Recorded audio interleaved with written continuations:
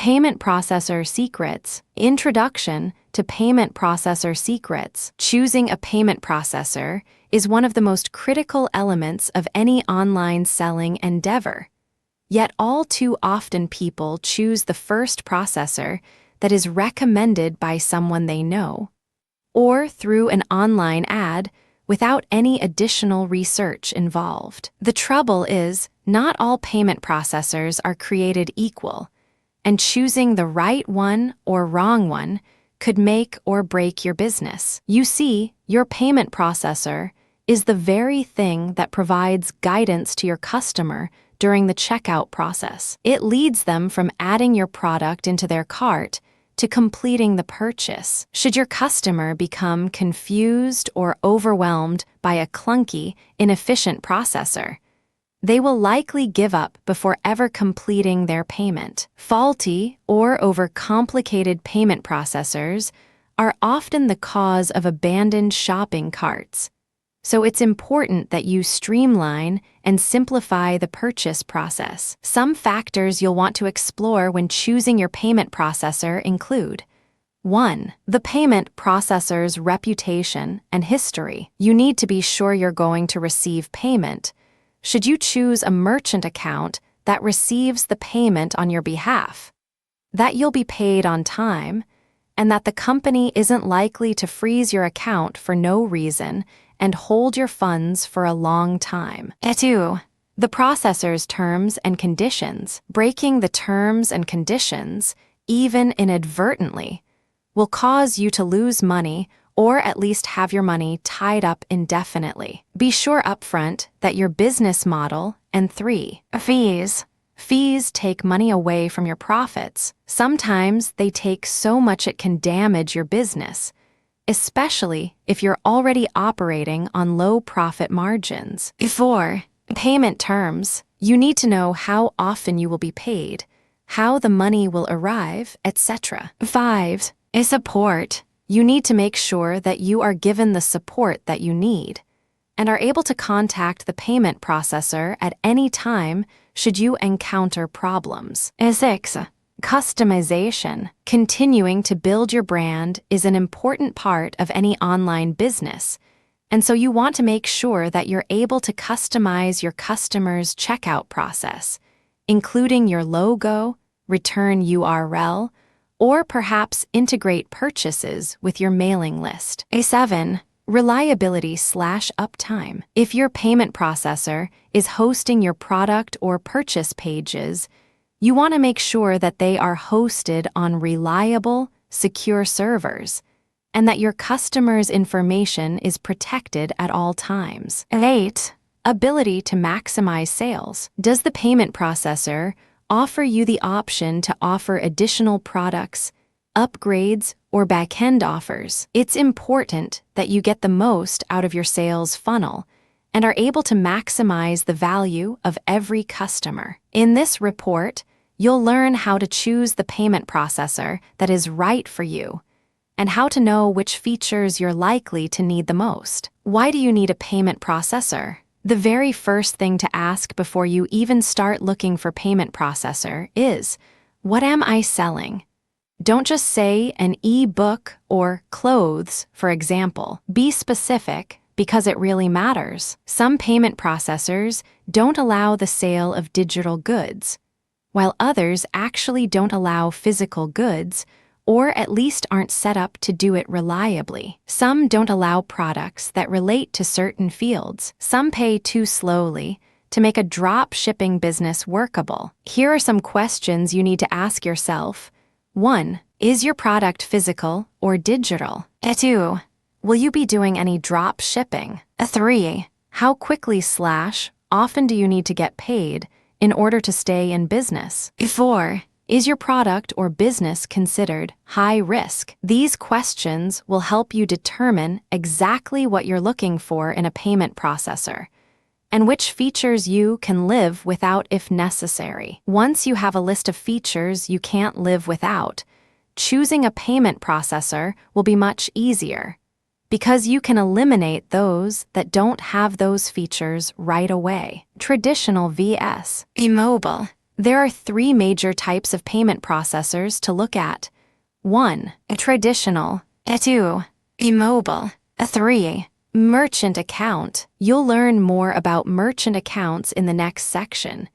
But for now, we'll discuss traditional payment processors vs. mobile payment processors and how to know which one you need for your business. Traditional payment processors are designed for taking payments online. Generally, they allow the customer to input their credit card number, expiration date, CVV number, and address in order to verify their identity and process payment. This would be clunky for someone who is not selling online. They would have to get the customer to visit a website and type in their information, making the sales process slow and frustrating. Online, this is no problem because it's what people are used to. Offline, not so much. Mobile payment processors are designed mostly for offline merchants. You get a card reader that attaches to the headphone jack of your mobile phone or tablet, and you simply swipe the card to take payment. It's much faster and more secure,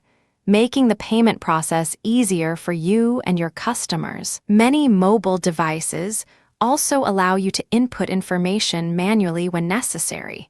As well, merchant accounts. You may want to secure your own merchant account and use a payment gateway. Fees may be a bit lower if you do this.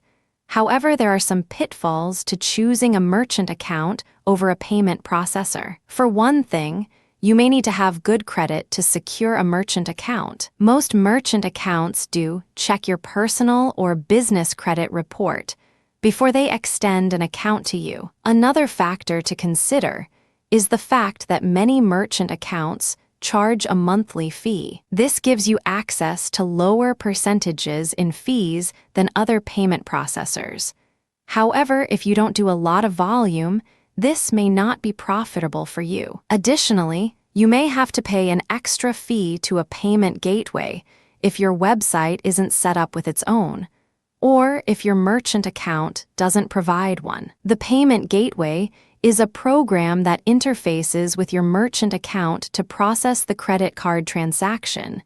Make sure it is valid, check for fraud, etc. Without a payment gateway, a merchant account is useless. Merchant accounts are best for high-volume merchants who need lower percentages taken out in fees and can afford a monthly fee in order to access it. If you're just starting out, a merchant account probably isn't the right choice for you, and you should consider one of the other options. Reputation. A processor's reputation is probably the single most important factor to look at before you even consider using them. Too many processors have gone out of business and left their customers unpaid, or at the very least scrambling for a new processor at the last minute, or they've taken so long to pay that people have gone out of business while waiting on their payments, unable to pay their bills in the meantime. There are many ways to find out what people think of certain payment processors. For one thing, you can search for their name online along with words such as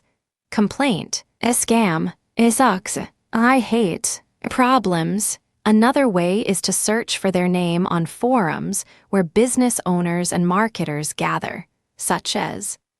Just remember to take everything you read online with a grain of salt, because you'll never know both sides of the story. For example, people have berated PayPal for closing their accounts and freezing their funds for months, only to reveal later they had done something against PayPal's terms. If you see a large number of complaints and very little praise, it's a good indication that you should probably stay away from that payment processor. If the reverse is true, you can add them to your list of processors to research. What are some potential pitfalls to choosing a processor with a bad reputation? You could be paid late or not at all. You could have your money tied up for no reason in the event of an account cancellation. If they aren't reputable, customers may not want to purchase through them. If their servers go down, you could lose money. If they go out of business, you could lose even more money. These are just a few potential scenarios that could happen if you aren't careful with the payment processor you select.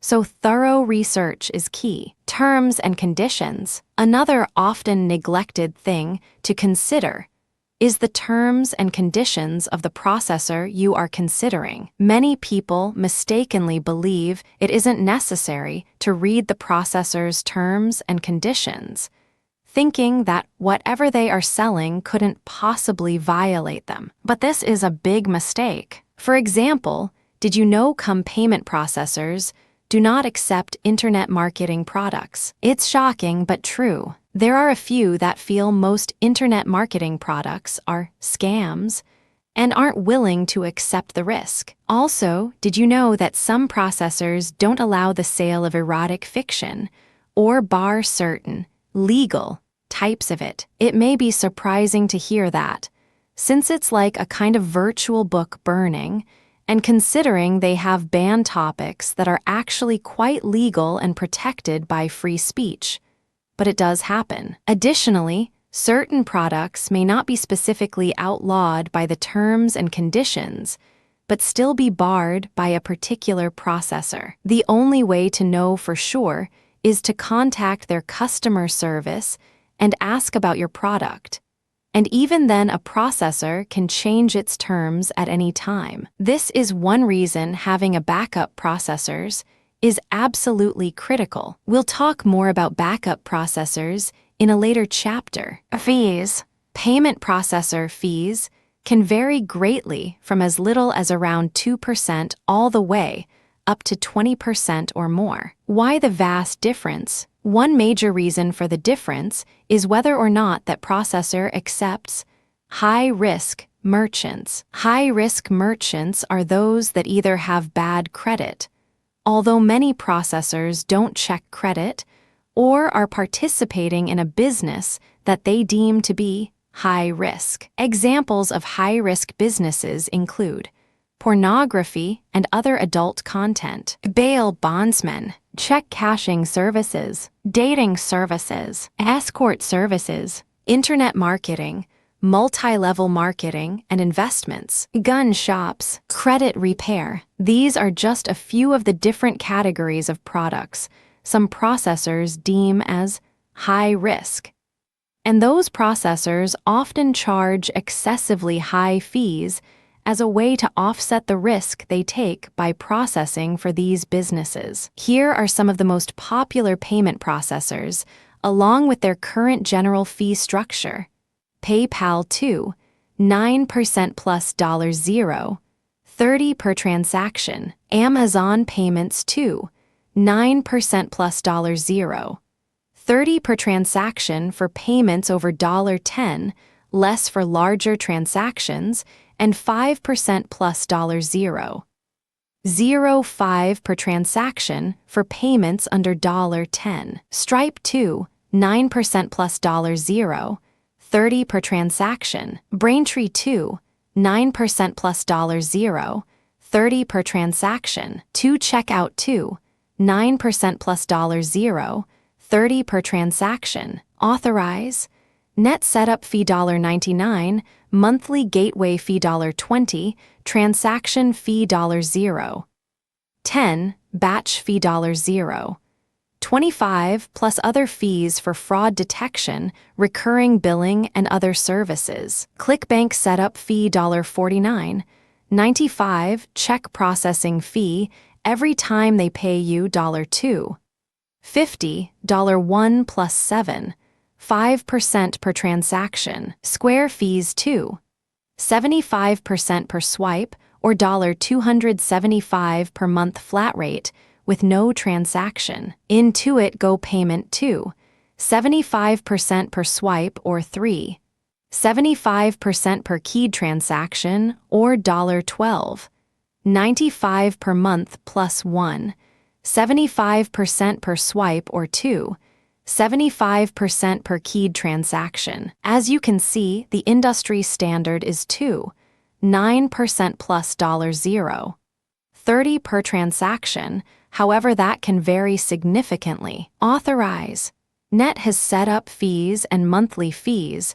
However, their transaction fees are quite low. Payment terms. Another major factor to consider is the processor's payment terms. You need to ask a few key questions in order to determine whether or not a particular processor is right for you. Let's say you are drop shipping merchandise. In case you're not familiar with it, drop shipping is what you order a product from a wholesaler, and that wholesaler ships directly to your customer. The customer pays you, and you pay the wholesaler. The trouble is that you must pay to ship that product to the customer upfront, because most wholesalers won't be willing to extend credit to you. If you don't have a huge cash reserve, you will probably need to choose a payment processor that can make cash available to you as quickly as possible. Here are a few examples of common payment terms. PayPal. If you're in the United States, PayPal can make your money available to you instantly through their PayPal MasterCard debit card. This card can be used just like any debit card to make purchases with your PayPal balance, up to $3,000 per day, or you can remove money via any ATM, up to $400 per day. If you are outside the U.S., or you need to move more than these amounts, you can transfer your money to a bank account. This can take up to 4 business days to complete. Amazon payments can be withdrawn at any time as long as your balance is at least $100. You can choose to have your money sent to an Amazon.com gift certificate or bank account, and it says withdrawal to a bank account takes about 5-7 business days, which they claim is determined by your bank. Stripe. According to the Stripe website, money shows up in your bank account 7 days after the money is charged. If you are paid for an order on Friday, the money will be in your bank account by the following Friday morning. Braintree. The Braintree website says U.S. merchants receive funds from Visa, MasterCard, and Discover transactions within 2 business days, and American Express transactions within 4 business days or less. 2 checkout payments are made weekly, but accounts are subject to a reserve that will be held for 90 days in case of fraud or chargebacks. ClickBank pays by direct deposit or check. Accounts that receive direct deposit are paid once per week or once every 2 weeks. All other accounts are paid every 2 weeks. Pay periods end at 12 a.m. Pacific Time on Wednesday or every other Wednesday for 2-week payments. Payments are sent on the Wednesday 2 weeks after the end of a pay period. Thus, it may take a couple of weeks to receive your first payment, but direct deposits will usually come weekly after that. Their minimum payout is $10. Square. For payments taken during business hours, they are usually available in your bank account the next business day. Intuit Go payment money is deposited into your bank account daily at 3 p.m. Pacific. Keep in mind that most processors have payment limits, minimum payouts, etc. For example, you might have to wait until you've accrued at least $100 in funds before you'll be paid. Or you might only be paid up to a certain amount of the money you receive, while the rest is held in reserve for a certain length of time in case of refunds or fraud. Regional availability. Your location is another factor to consider. If you're in the United States, you probably won't have to worry so much about this. But if you're in another country, you may find some payment processors restrict you from being able to use their systems. The primary reason for this is a high prevalence of fraud in certain countries. However, there are other reasons some processors cannot or will not process transactions in certain countries. Factors can include currency exchange rates, banking regulations in that country, the current social or political environment in that country. Other factors. If you are having trouble finding a payment processor that will allow merchants for your country, You may have to consider using a high-risk provider or perhaps partnering with someone who lives in a country that will allow them to get a merchant account and splitting the profits with them. Backup processors. Because you may be subject to changes in terms and conditions, it is always best to have at least one backup processor in reserve. Don't wait until you've been banned from one to find another, because you could lose an unbelievable amount of money in the process. Here's what you need to do to secure a backup processor. 1. Review the processor just as you would any other processor. View the terms and conditions, fees, payment terms, etc. 2. Apply for the processor and get accepted. 3. Test the processor thoroughly with your current system to be sure the switch could be seamless in the event it becomes necessary. 4. Send some sales through their system so you can start any timers that might be in place to get paid. Ideally, you will want to have at least 2 backup processors in place in case one of them isn't working, closes, or changes their terms by the time you need them. Another good reason to have a backup processor is in case your payment processor goes down during a major launch or shopping day. Imagine releasing a new product and having your payment processor go down for a day or two. You could lose thousands of dollars, upset affiliates, and even potentially ruin your reputation, because affiliates and customers will expect you to be prepared for such an event. Final words. If you're looking for a payment processor, you need to be sure you review all of the various available processors and take a look at which type is best for you. Look at their terms and conditions, compare them to your business model, and choose one that fits well with your current structure. If you've been using the same payment processor for a long time, you might want to consider changing processors if you find one with better terms. Remember that not all payment processors are created equal. Some have better fees, some have better features, and some have better service. Just don't take the selection process lightly. Remember, if you end up doing a very high volume of transactions, a difference of just 1% in fees could make a huge difference to your bottom line. This is especially true if you're running on low profit margins already. Hopefully, you're now equipped with the information you need to choose the right payment processor for your business.